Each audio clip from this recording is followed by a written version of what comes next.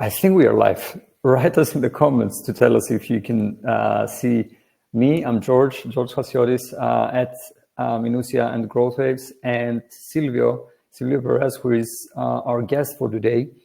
I met Silvio in Lisbon. I think it was something like one and a half months ago, and we had a great time together. I mean, I think that we hit it off almost instantly.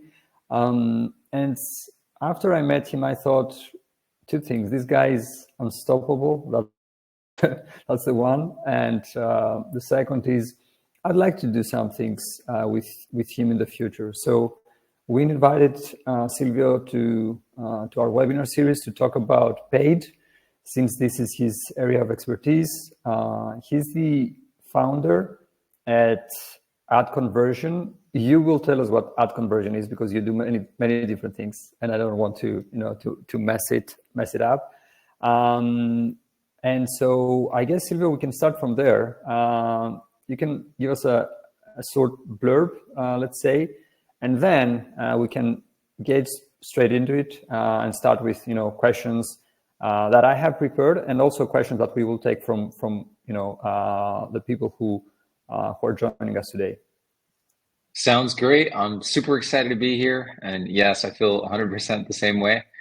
So it's a quick blurb about me and AdConversion is we are a digital advertising academy.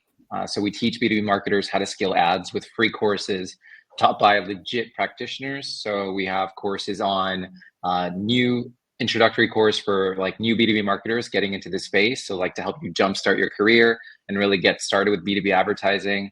We have our Building a Paid Media Program course, which teaches you how to systematically scale your paid media program and build it from scratch. So you kind of move away from like siloed campaigns.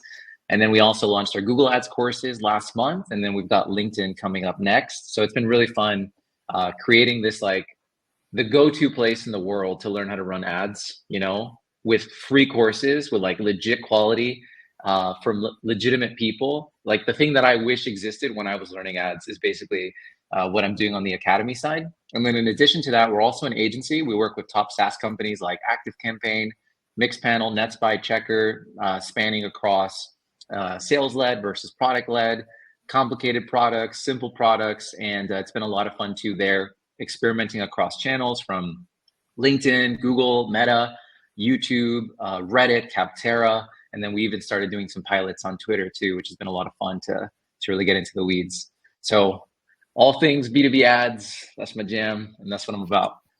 That's great, and that's what we are going to discuss today. So I'll get right into it. But before I do, to people who are tuning in and who are with us today, feel free to drop questions. I have questions, obviously, that I will ask Silvio, and we will let the conversation unfold from there. But we would also like to hear from you, right? Because this is not for us, this is for you. Feel free to drop any questions you have. Click on the questions button, or chat works the same. Okay. So first question I have for you, because I know that you work with some great content, you experiment a lot. Which is an obvious one, right? What works right now in paid media for B2B and B2B SaaS companies more specifically? What works right now? Oof, so many ways to go with that. One thing that works right now is setting up a source of truth, a single source of truth to be able to actually understand your paid media performance.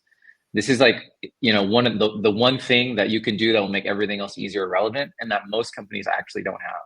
So setting up a single source of truth where you pull in your CRM data in addition to the ad channel metrics, and then you can understand really simply, hey, I spent X on Google and I got Y return.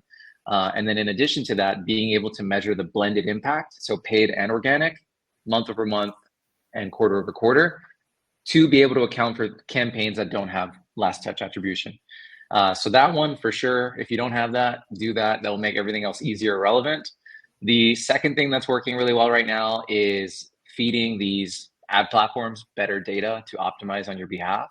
So offline conversion tracking is really important, and it's kind of like a go-to best practice that we see across the board that just automatically improves performance. And not even from the simple fact that the ad platforms get smarter now, where they understand the difference between a lead, an MQL, and an SQL, and its corresponding value to you. So it bids more aggressively for an SQL, less aggressively for a lead, but more importantly for you as the person managing the ads, because now when you log into the Google Ads Manager or LinkedIn or Meta, you can see I spent X and this was actually the result in terms of, not just a lead being generated, but an MQL and whatever your lifecycle stages are. So I would say that's the second thing that's working really, really well right now. And then the third thing that's working really well right now is having a strategic focus on focusing on capture first and then moving towards create. So oftentimes, like the whole saying, there's like 3% of the market is ready to make a decision. They're looking for a solution. 97% aren't. Well, 3% is still 3%, and you should take advantage of it. It's always like the balance of keeping the lights on today versus, planning for the future. And starting with capture first is typically really worthwhile. So that could look like campaigns on paid search, driving high intent demo requests from non-brand keywords, bidding on competitors. On LinkedIn, that could look like remarketing, doing conversation ad, image ads. Meta, it could look like the same thing, image, video, but making sure you're capturing people is key. And then the next part of that too, that's kind of like proven right now, is then expanding to create.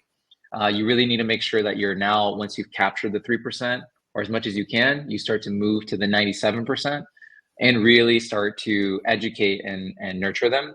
And the best way to do it for most B2B SaaS companies is LinkedIn, assuming you're going after a sophisticated tech buyer.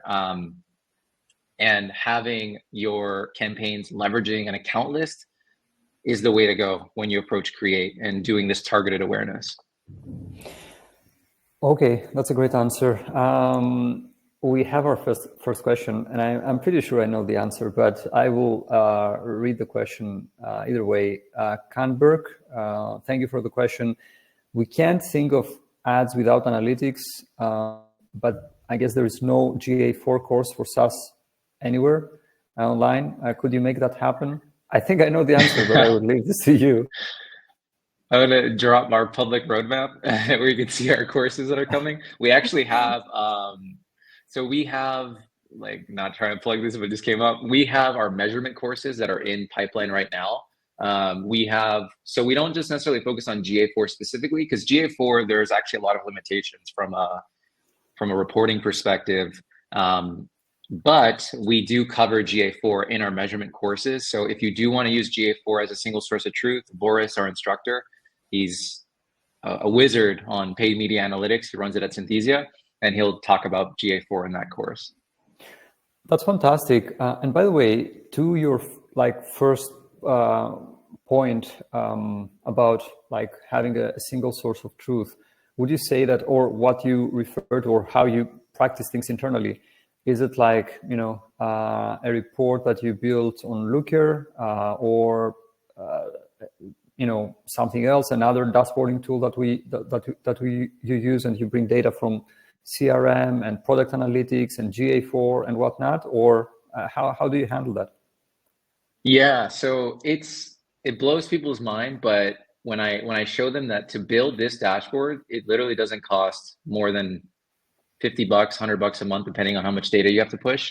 So the way we do it is we import all of our clients' data into Google Sheets.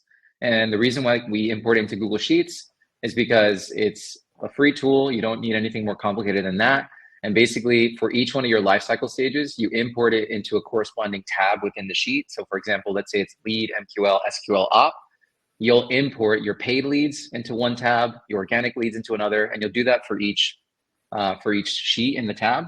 And then from there, the way you integrate the data will look a little different depending on the CRM. So if it's with HubSpot, you'll do it through HubSpot workflows and their native Google Sheets integration. If you're using Salesforce, you can do it through the Salesforce connector, and you can import the data. In our Building a Paid Media Program course, we talk about this in Module 3, Lesson 2.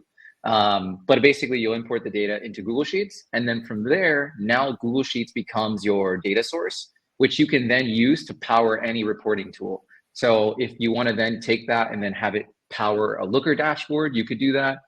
If you just wanted to create a dashboard in Google Sheets itself, you can create some pretty cool reports and dashboards in Google Sheets.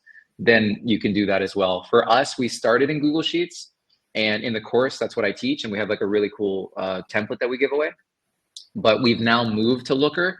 And the reason we moved to Looker was the only downside of Sheets is like from a filtering perspective. If you want to be able to see like performance trends by region, for example, it's really hard to just have like a drop-down filter that then dynamically updates all the data. That's where Looker is a little bit better. So that's kind of where we graduated, and now we use like BigQuery, and we've kind of like complicated our infrastructure, but it really doesn't have to be that complicated. Like just import the data into Sheets. Now you have all your CRM data. Vice versa, import all your ad channel data into that same sheet through a data connector like Supermetrics, Data Slayer, Power My Analytics, and now you've got the two sources in one place. And now it's just setting up a simple visual and report. So now you can see I spent X on Google, and I actually got Y in my CRM. And this is always the most accurate source of truth, and why I recommend you do it this way and not just do it like in Google Analytics or even LinkedIn or Meta, because when you send events through the offline conversion layer, it's never 100% accurate. Like there's privacy constraints, things get overcounted or underreported.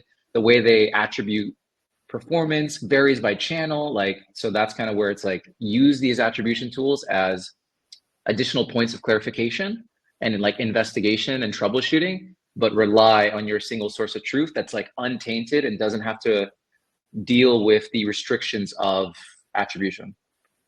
Okay, Canberg, let us know if the answer was complete for you. I'll take one more from Scotty. Scotty, thank you very much.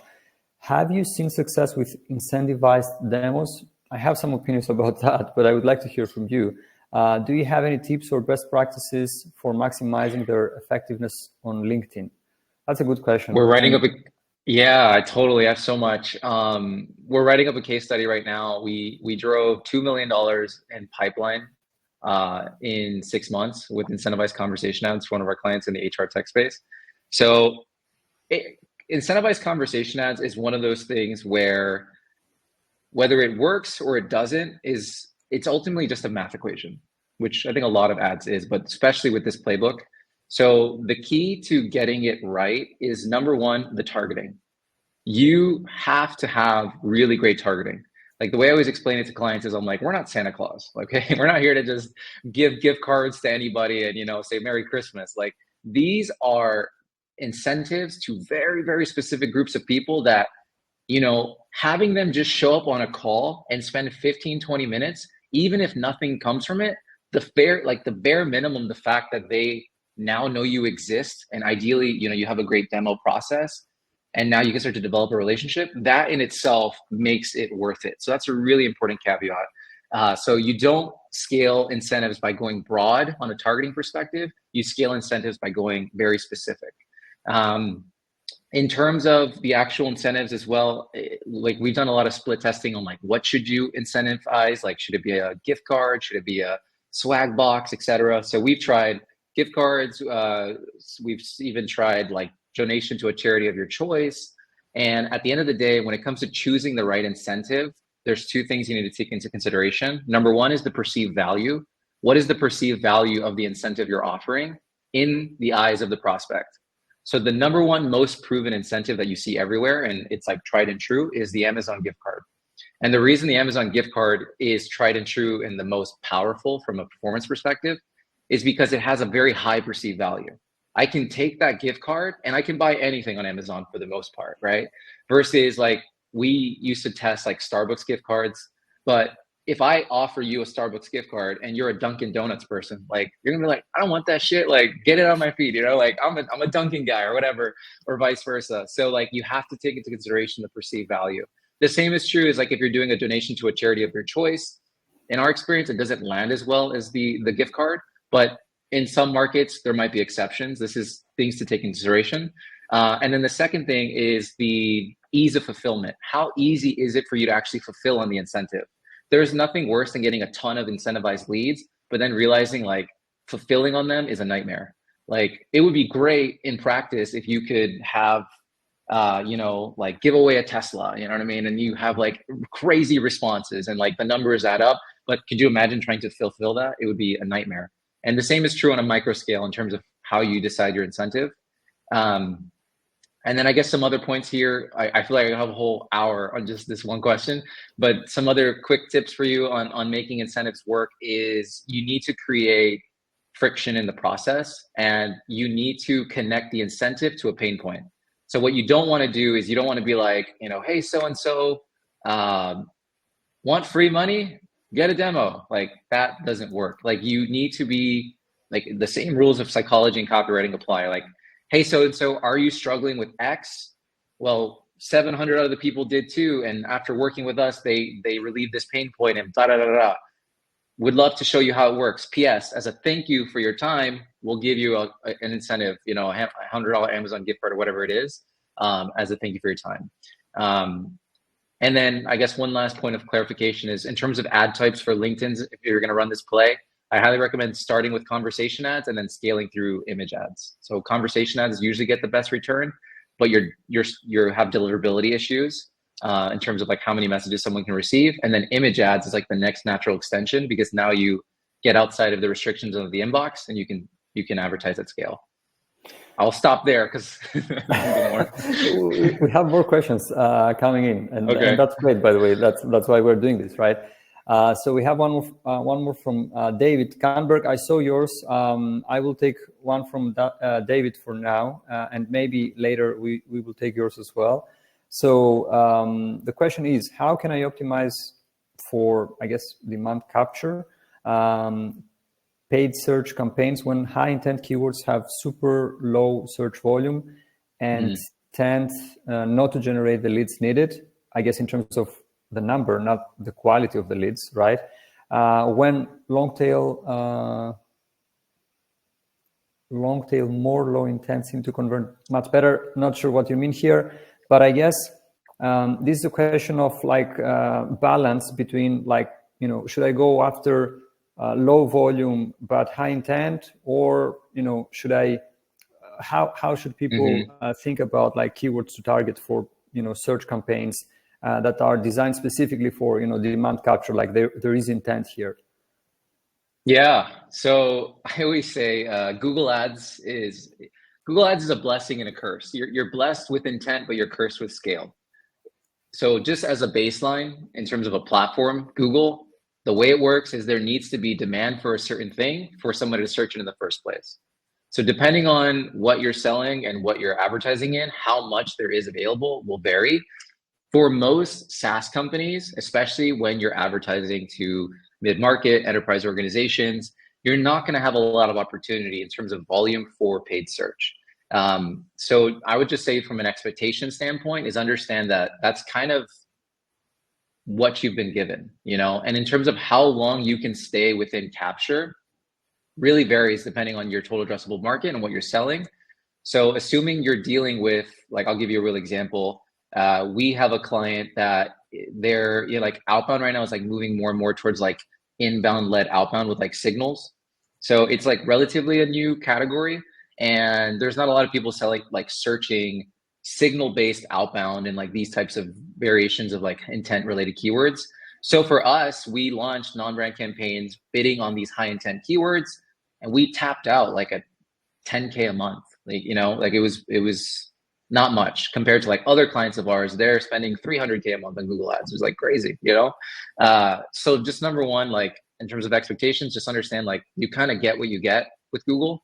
In terms of scaling Google Ads, kind of like a checklist for you to go through. And our Google Ads 103 course talks all about scaling. I would recommend that. But just to kind of give you some quick tips is there's vertical scaling and there's horizontal scaling. So when it comes to vertically scaling your paid search campaigns, this is scaling through your budget. So you want to make sure like, hey, is there opportunity to increase budget? It sounds like in this case, that's not the situation here. So the second thing I would recommend that you do is look at your search loss to rank and your search loss to budget metrics. If you notice your search loss to rank is high, this is a factor of either your bid strategy or your quality score.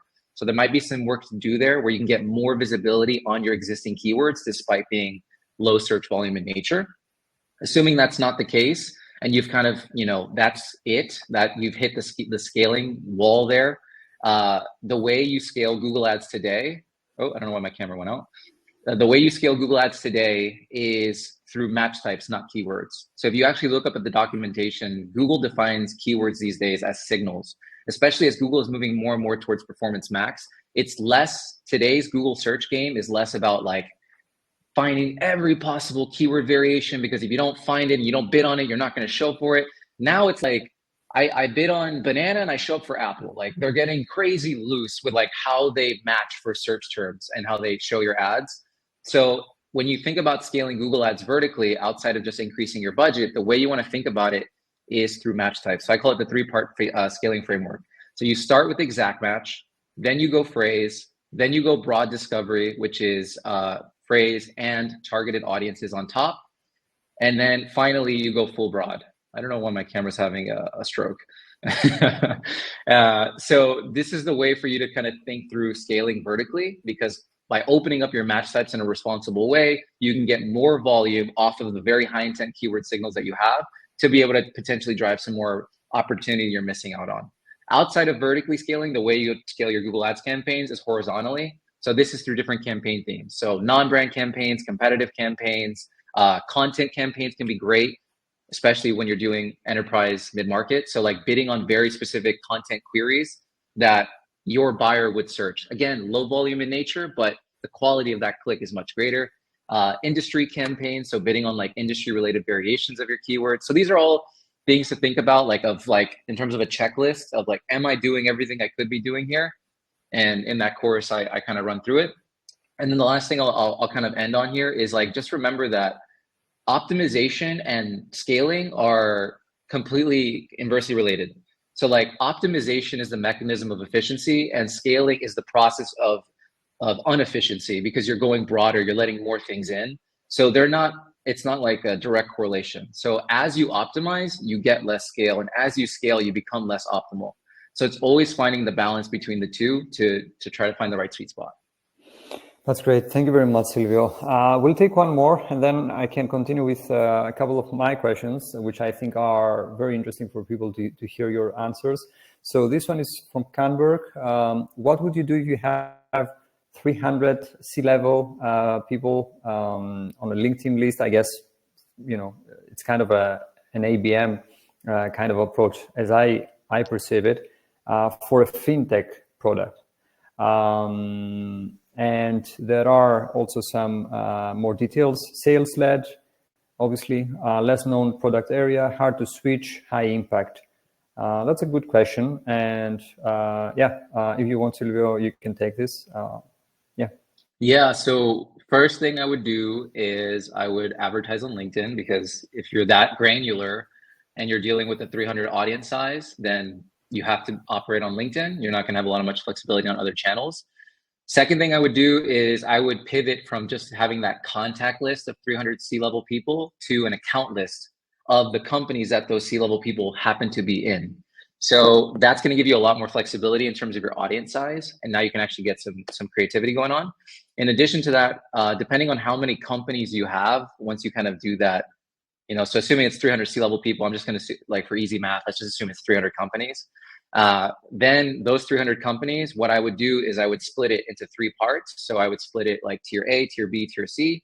So tier A should be like the top 20 dream customers that, like, if you close them, pop the champagne, we're good for the whole year. We hit our pipeline target. Tier B is the next best version of that. And then tier C is everybody else. And then for the tier A, what I would do is I would run very specific strategic ABM campaigns. So I would run one-to-one campaigns targeting each one of those 20 companies. I would also work with sales to make sure that they're also prospecting to that campaign. And I would coordinate a strategic effort to reach out to those companies with a reason. And ads acts as like a very strategic air cover, and we create that personalized experience.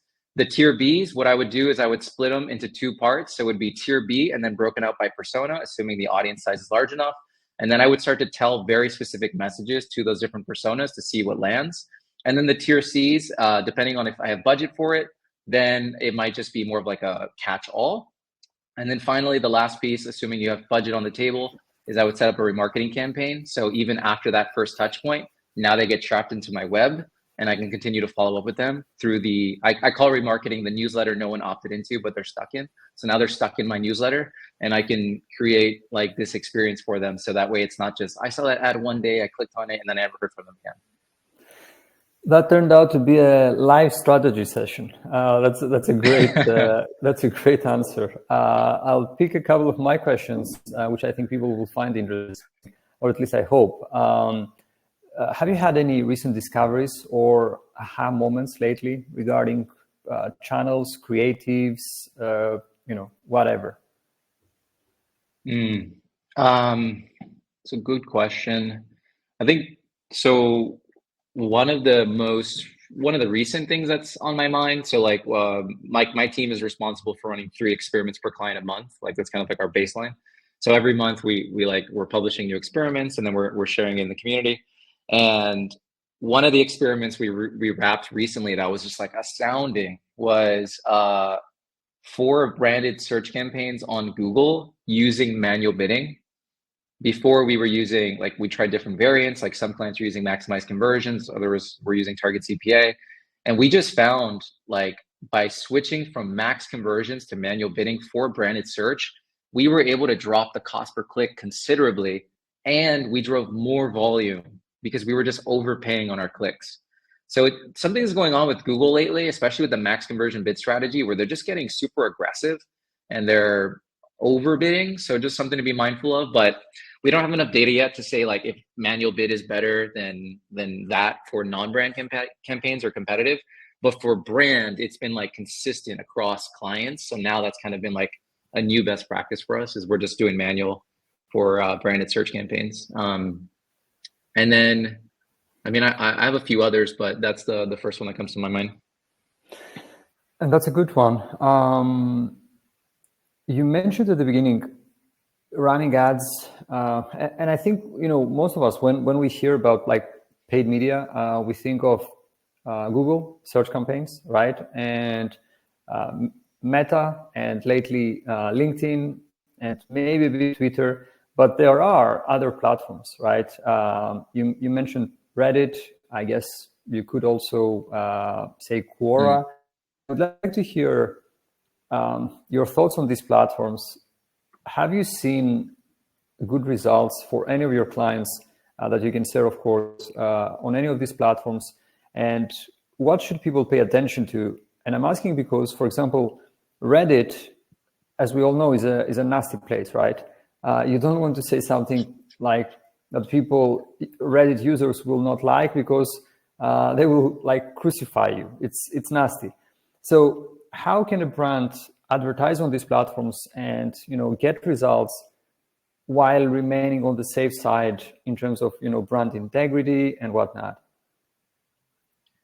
Yeah, so to answer your first part of these other channels, I definitely see a lot of opportunity on Reddit. Reddit is not as big of a platform. It's gotten tremendous growth recently with like these algorithm changes, but it's by and large, compared to LinkedIn or Meta, it's definitely an underdog, but it's really cheap. So the primary advantage that these other channels have over the big 3, LinkedIn, Meta, Google, is cost. Like distribution costs are way, way cheaper. So for example, on Reddit, you can pay cost per click prices as low as like 20 cents. It's pretty crazy for like landing page clicks, not even just like a click on your ad. And in addition to that, on Twitter, we're seeing CPMs of like 36 cents for 1,000 impressions. It's like a fraction of a penny. You know what I mean? It's crazy. Quora, we haven't done as much on Quora, but I have ran them in the past, especially when I was at Metadata, and similar story, like really low costs.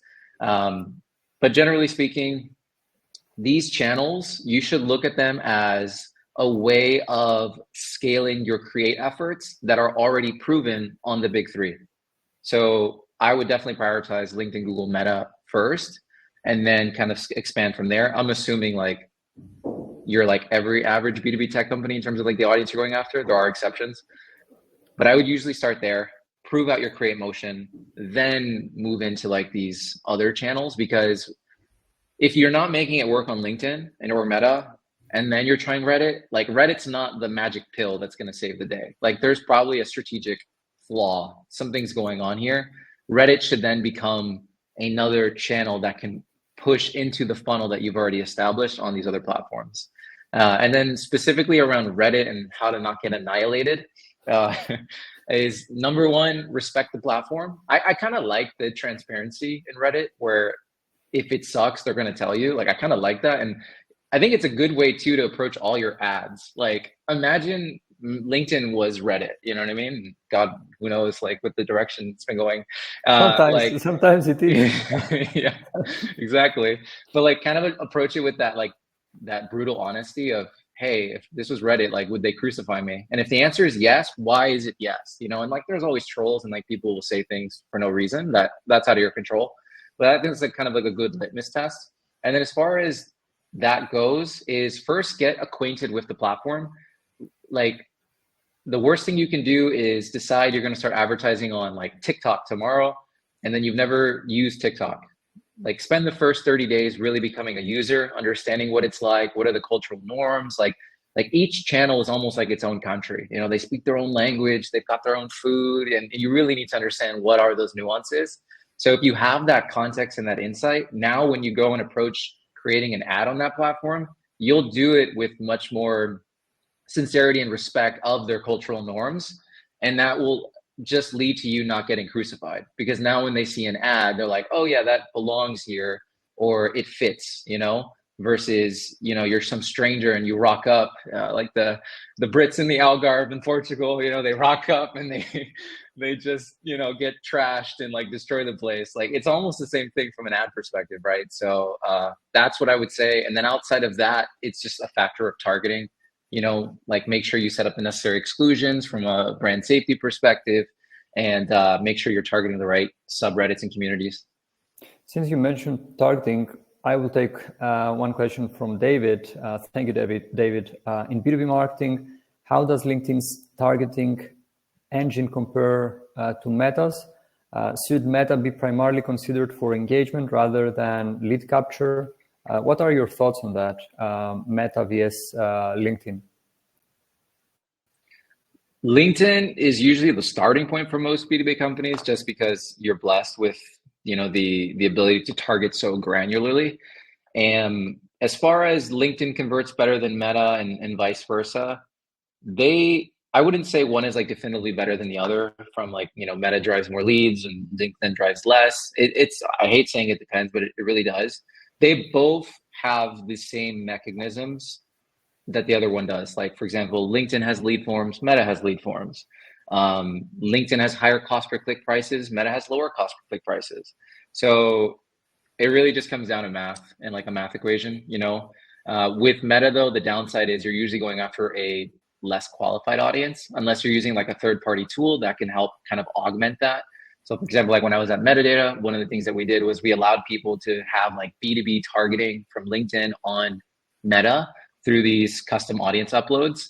So that's a great way for you to now be able to target a firmographically fit, you know, right job title, right industry audience on Meta, and now reach them for a fraction of the cost.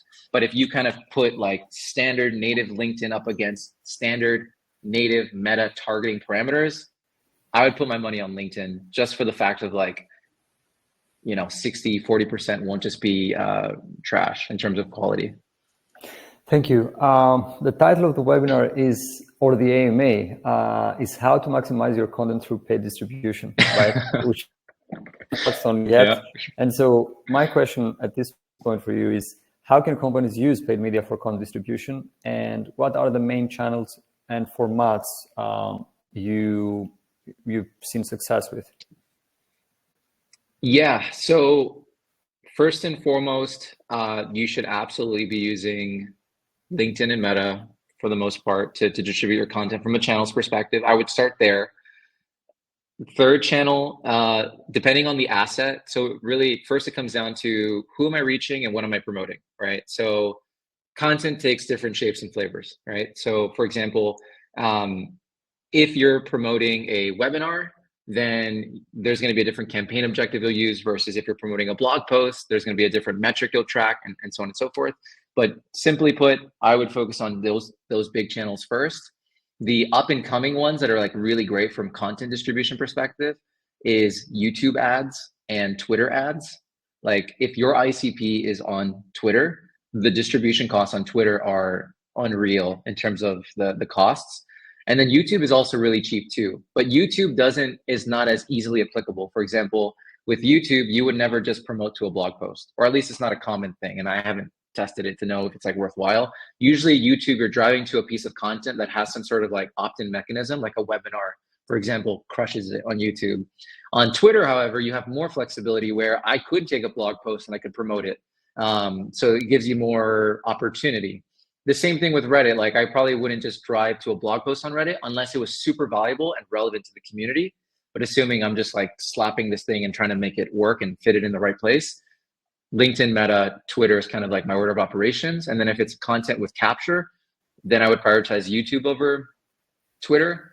And then I would think if there's an opportunity on Reddit and these other places. But you would be shocked. Like most people, they I don't want to generalize, but it's the truth. It's like most people think their solution is like more, when the reality is by and large, it's always less. Like you don't need 4 channels. You know, ideally you can build up to 4 channels, but if you can just get one channel to work, I mean, it could be amazing for your business. For example, like one of our clients, we have a goal of driving 10,000 registrations for one of their annual conferences. And we're just using LinkedIn and Meta to drive 10,000 registrations. You know what I mean? Like it's a lot of people. So imagine, you know, now each channel has its own complexities and nuances. So from a budget perspective, like it's easy to go like shiny object syndrome, like, oh, they're doing things on Twitter and I'm missing out. But like really kind of just hone yourself in and really master one channel, do it really well, then kind of scale from there. And then the last thing I'll mention when it comes to promoting content is get very clear on how that content fits within your overall paid strategy. So for example, what's the question behind the question? So if I'm driving to a blog post, what do I believe to be true? I'm driving to this blog post because I believe if somebody actually reads the blog post, that will create brand affinity and trust, which will then relate to them becoming, problem aware and then eventually solution aware. And then if we build that brand affinity and trust, then fast forward, they will reach out to us. That's like kind of check your assumptions and walk through it. So that is the game you're playing and what you believe to be true. Now you can approach it as an experiment. Okay, we'll test your hypothesis, right? So for me, I believe promoting this blog post will lead to more demos being booked, blended, not directly attributed, as measured by X CRM data, right? And then it's really easy for you to understand what does your leading KPI need to be and your lagging KPI. So my lagging KPI is going to be blended demos book, and my leading KPI, if I want to measure the impact of consumption, then I shouldn't be optimizing that campaign based on a landing page click. That doesn't tell me anything, right? Like, did they click and then they bounced? Or are they on mobile and they clicked and they accidentally clicked? So you need a better leading signal. But because I'm thinking of my assumption and the experiment I want to run, now you can get creative. So like now I'm like, okay, if my assumption is they need to read it to get brand affinity and trust and goodwill, then what if I set a leading KPI of engaged visit? Somebody that stayed for at least 60 seconds and scrolled 75% way through the page. That's a much better signal. So now when you're training whatever platform, you're training them based on your leading KPI. That's much more connected to the actual business impact and the assumption you have in the first place. What you don't want to do is you don't want to just promote content and not get very clear on the leading KPI and proxy metric. Because if you don't, then what's going to happen, which unfortunately happens all the time, is like people are doing demand creation, they're going ungated, they're promoting all this content, and they're like, where's the demos? You know what I mean? Like they're not seeing anything, and it's been like 6 months, and you know, it's unfortunate. So just get really clear on like what is the game you're playing and what's the best way for you to measure it. Thank you. A while ago, we ran a messaging testing for one of our pages, right? For Growth Waves, which is our newsletter, which has a paid version. And so we tested the pricing page. And we got great feedback. And we did that test with Winder, right? And after we did that test, I ran a post. I wrote a post about it, and I published it on LinkedIn. Apparently, the team at Winder noticed, and they reached out, and they asked if they can run thought leader ads on this piece of content, right? And now we are running ads, thought leader ads with another brand that we are having a webinar actually tomorrow. And so I know that other companies experiment with this new like format and way of distributing your content. And I'd like to hear your thoughts, because as I see it, it's really powerful to have something from a user and not a brand telling you that you have to click here or book a demo or whatever. And so I see the power in it, but I would like to hear your thoughts on whether you had any positive experiences, or whether you even designed certain campaigns specifically for thought leader ads, which is kind of difficult because it's difficult to get people from the company to talk about the company, right? Unless you have one or two or three even evangelists or personalities in that company that are okay talking about it online. And B, it's difficult to get people to share their thoughts and like experience with your product on LinkedIn, so that then you can go and find these opportunities and like ask if it's okay to run thought leader ads on these posts. Yeah, totally. So we've done some pretty extensive testing on thought leader ads. The first thing I'll say is thought leader ads are an ad format. They're not a strategy. So there's a lot of hype right now around thought leader ads, and rightfully so. The click-through rates are dramatically higher compared to other ad formats. The engagement rates, like across all of the top level metrics, they are crushing it as an ad format. They're also really cheap too from a distribution perspective as well, which is great because they're a newer thing. It's usually the way it goes. Everything new performs really well, and then it gets saturated and then doesn't perform as well over time. But the biggest thing I'll mention is like, just remember that thought leader ads are an ad format. They're not a strategy. And think about how you can tie that thought leader ad into your actual strategy. Because on the counter of that, there's a lot of folks where they're doing thought leader ads, and then they're just driving people to like a demo page straight up. And then they're like, oh, I've got a click-through rate of 13%, which is awesome, but I don't have any demos. And it's like, yeah, because you're missing the mark here, So with that being said, thought leader ads are amazing. Like, it's a great way to distribute content. There's a lot of ways to get creative as well. I think it's very much like in the early stages. For example, right now it's mainly like employees of brands that are posting, and then you're pushing that as a thought leader ad. But I think there's a lot of opportunity to do influencer marketing now at scale with thought leader ads. So different influencers that can, speak on the behalf of your company, they do a post organically. Now you can take that post, promote it to your audience, which is super powerful. So it's not just like, Silvio talking about AdConversion, it's someone else talking about AdConversion and that's baked in social proof. In addition to that, you could also do it with your customers. I haven't seen much of this yet, but that would be really cool. Like, your customers post their own raw, authentic testimonial, and then you take that and you push it to open opportunities, So definitely you guys should test it. And just one thing I'll mention, we just wrapped up an experiment around it, is thought leader ads with a video versus just running a video ad. Thought leader ads with a video was like dramatically better in terms of completion rates, engagement rates. So right now it's definitely like the strongest distribution ad format for sure on LinkedIn. That's interesting. Are there any formats you wouldn't touch? I mean, a company, one of your clients comes to you and they are like, you know what, Silvio, we have these alternative listicles, or we have these, let's take alternative listicles, for example, for B2B SaaS, very prominent format. And we would like to push those, run retargeting campaigns to people who visited the page.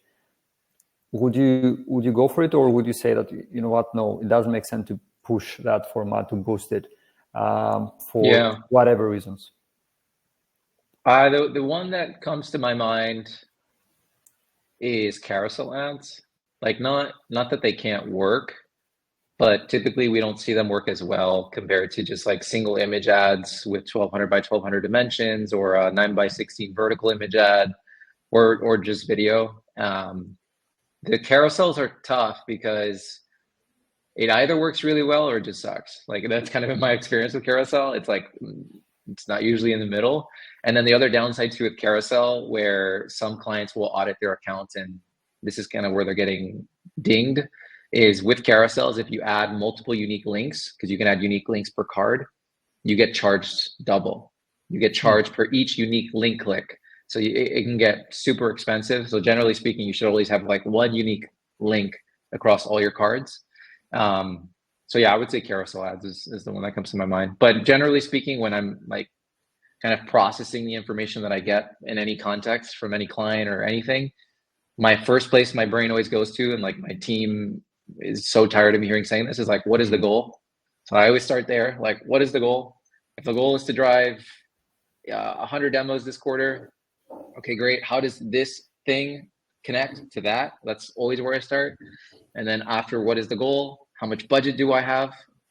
You know, I don't want to spread myself too thin. And then, you know, by introducing this new ad format, now I have to pull from my best campaigns, right? So that's kind of like the order of operations I would think through. Okay, to people who are still with us, I will ask a couple more questions. And if there are any other questions from you, we will ask those as well. And then we will start wrapping things up. So make sure to drop your questions now. A common theme in my conversations around paid is that the costs are generally rising. And I would like to ask, is that something you notice through the work you do for your clients, or, you know, it depends, and, you know, that's a generalization and it's not always the case. What are your thoughts on that? Yeah, so in general, like the 5-year version is cost will always rise. It's a supply and demand, you know? So the maturity of every platform goes through this. So for example, TikTok, it first started, it was like organically, it always starts with give people as much reach as possible, make shareability easy, and like incentivize as many creators to come onto the platform. Then from there, they get a lot of organic traction, word of mouth, things are going, they've accumulated a great user base. Now it's time to monetize. They open up ad spots. Ads, when they first come out, they are the cheapest ever. Like I ran my first TikTok experiment like January 2021, and I wanted to see like, can you reach B2B buyers on TikTok? And anyways, it was like super friggin' cheap, and it's still cheap, but it's not as cheap as when it was in 2021. And from there, fast forward, you know, they start to reduce organic reach and then increase ad slots. Ads get more expensive because more advertisers are coming into the platform. Audience sizes aren't necessarily getting bigger or smaller, or at the very minimum, the amount of placements aren't expanding. When you advertise on Facebook, for the most part, there's different placements, but it's like the feed is the feed, you know, like, and everyone's competing to show up in that feed. So now you have a supply and demand issue. So generally speaking, like costs will always rise. You know, it is just the nature of the game we're playing. And this is why it's so important when you run ads that you think of it like an investor. So I always say, like, the best advertisers, they think like investors and they execute like scientists. And you should think of ads in that way, in the sense of my costs will rise. So if the only place of opportunity and leverage you have at your disposal is testing bid strategies and optimizing your ads, you're going to lose.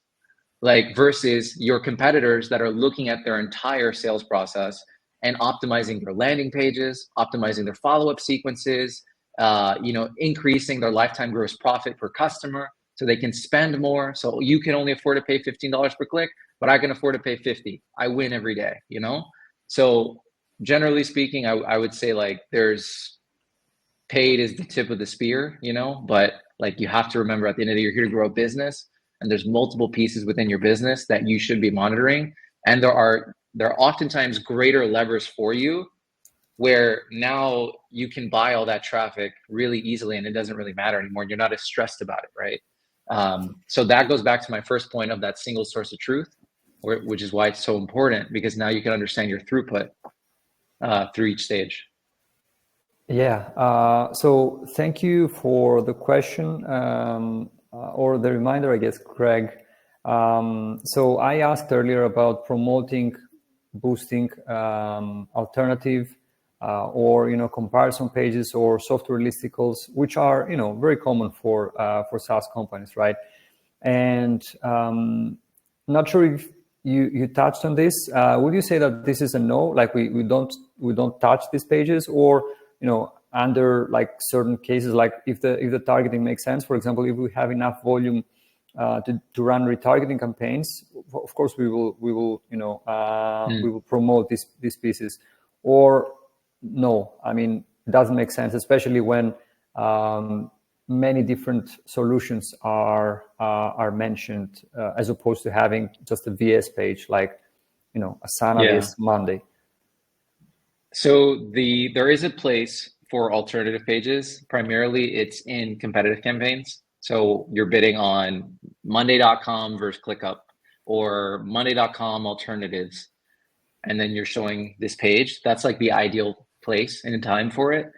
The other place where you could start to show this more like product marketing, competitive comparison type content is when you're running acceleration campaigns. So if your biggest competitor is Monday and I'm ClickUp, then I could run ads to open opportunities with that alternative page. So I'm reinforcing how we're better than Monday, which hopefully will materialize in a faster deal cycle. The other part around listicles, it's rough. Like generally speaking, from an ad perspective, the type of content that I like to promote is things that can accelerate the buying process.